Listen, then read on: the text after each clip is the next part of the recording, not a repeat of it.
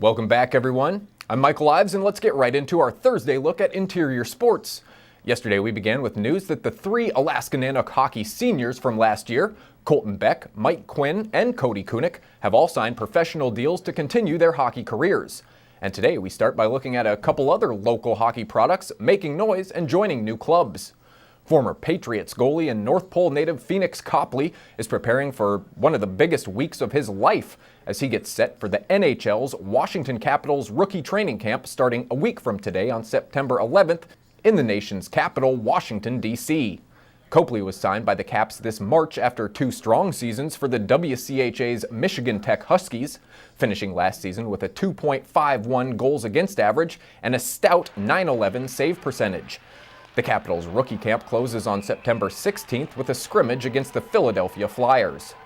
And a Fairbanks kid will be heading south, just a bit, for the upcoming season as Logan Wendling joins the Kenai River Brown Bears and former Ice Dogs bench boss Jeff Beauparlon.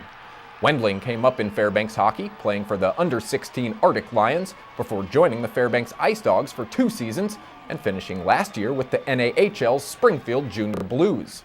The 19-year-old forward will wear number 6 for the Brown Bears and will get to face his former team immediately to start the NAHL season. The reigning Robertson Cup champion Ice Dogs travel to Kenai to kick off their season on September 13th. We'll get to see how the speed and depth of the Ice Dogs looks against a tough Bears roster and an aggressive, physical, but skilled player like Wendling. Now from the ice to the gridiron, where history was made last night at the West Valley Field. It was a dog bowl matchup for the interior's first girls varsity flag football action as the Wolfpack hosted the Lathrop Malamutes.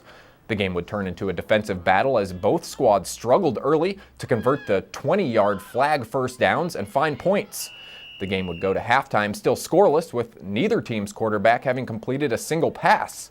As the players and coaches alike started to figure out the flag intricacies, the game would find some rhythm in the second half as both teams found productive plays on the field. But again, it was a big defensive play that makes history. A Wolfpack pass attempt is picked off by Lathrop's Maria Nelson-Berrien, and the linebacker's off. Nelson-Berrien slices for 76 yards on the return and scores the first touchdown in interior flag play to put Lathrop on top 6-0.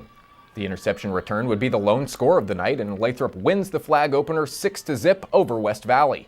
The flag season continues tonight with the North Pole Patriots hosting the Hutchison Hawks on Patriot Pride Field. We'll update that action for you during tomorrow's Sportscast.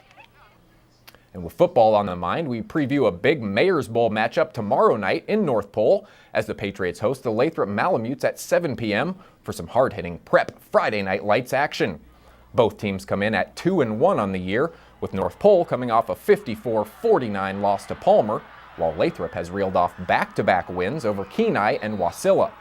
A win for Lathrop hands them momentum before a homecoming showdown with the number 2 ranked large school Colony Knights next week, while North Pole will look to win and hold on to their number 4 ranking in the small and medium schools poll before facing Juneau next Saturday. Finally, we stay with football but move to the professional level where the NFL season is already underway with the Packers and Seahawks in Thursday night action.